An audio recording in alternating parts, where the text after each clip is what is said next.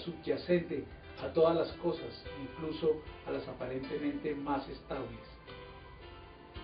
Para sustentar sus ideas, Heráclito afirmaba que una persona no podía bañarse dos veces en el mismo río, pues el agua con que se baña la primera vez no será la misma cuando lo haga por segunda vez, ya que todo está en continuo movimiento y cambio. Además, cuando desciendo al río por segunda vez, tampoco yo soy el mismo. Heráclito también advirtió que el mundo está caracterizado por constantes contradicciones.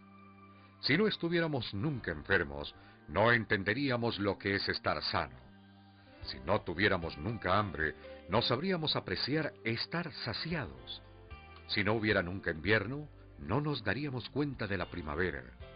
Sin embargo, en medio de los cambios y contradicciones del mundo, este pensador veía una unidad. Pensaba que tenía que haber una especie de razón universal que orienta todo lo que ocurre en la naturaleza. De manera que mientras Parménides negaba el cambio y no confiaba en los sentidos, Heráclito afirmaba que todo cambia y que los sentidos son de fiar. Entonces, ¿cuál de ellos estaba en lo cierto? Empédocles, filósofo siciliano que vivió con posterioridad a ambos pensadores, encontraría una salida a este embrollo.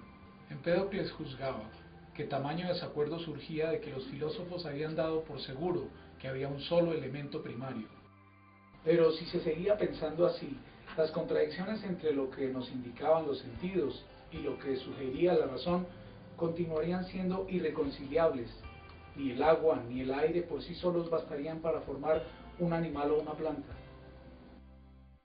Empédocles pensaba que debía haber 4 elementos o raíces: el agua, la tierra, el aire y el fuego. Estos eran entonces para Empédocles los elementos que forman las cosas, pero además de dichos elementos, este pensador consideraba que hay dos fuerzas cósmicas eternas y antagónicas: el amor y el odio. El odio separa los distintos elementos y el amor tiende a juntarlos. De la mezcla y la separación de estos elementos, según la acción del amor y el odio, resultan todas las cosas.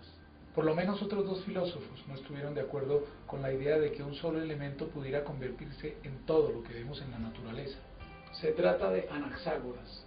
Pensó que debía haber mucho más que 4 elementos. Consideró que la naturaleza debe estar hecha de muchas piezas minúsculas, invisibles para el ojo y divisibles infinitas veces. Así que en los alimentos, por ejemplo, debían estar las mismas minúsculas piececitas de piel o hueso que forman nuestro cuerpo.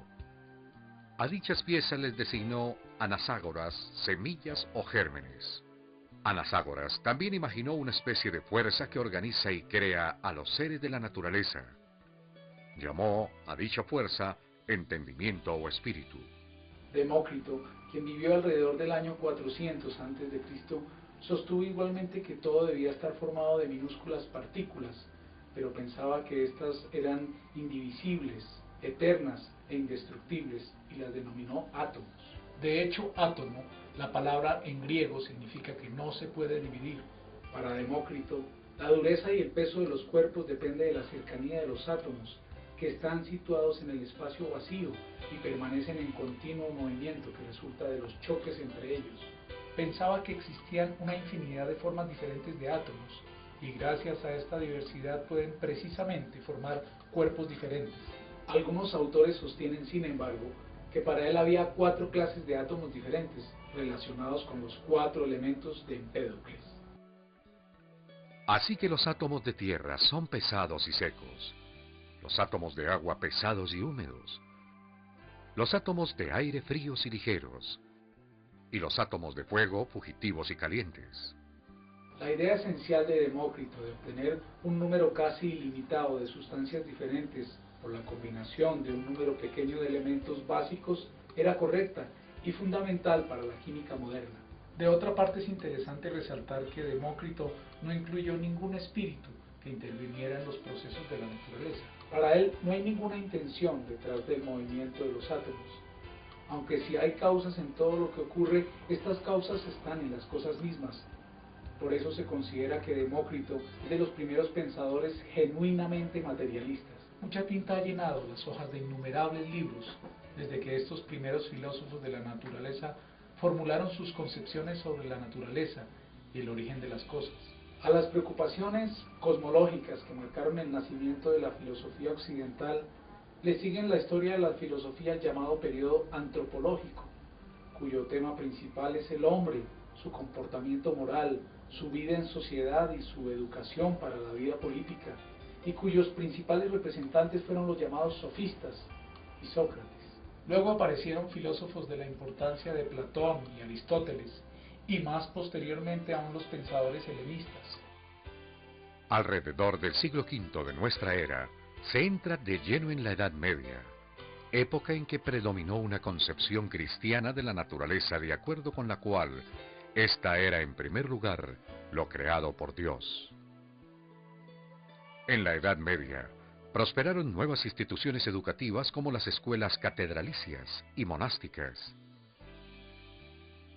Se fundaron las primeras universidades, se ofrecieron graduaciones superiores en medicina, derecho y teología, ámbitos en los que fue intensa la investigación, pues se recuperaron y tradujeron escritos médicos de la antigüedad, muchos de los cuales habían sobrevivido gracias a los eruditos árabes. A partir del surgimiento de la ciencia moderna, las teorías intuitivas y generales de los primeros filósofos griegos abren paso a saberes detallados y especializados de múltiples campos de la realidad, que sumados forman una imagen arraigada y compleja, difícil de sintetizar. A pesar del gran abismo en cantidad y calidad que separa a las explicaciones de las ciencias contemporáneas de esas primeras teorías, es posible reconocer en unas y otras el mismo ímpetu por buscar las causas de los fenómenos, no en las intenciones o acciones de seres mitológicos, sino en elementos y fuerzas accesibles a la experiencia humana.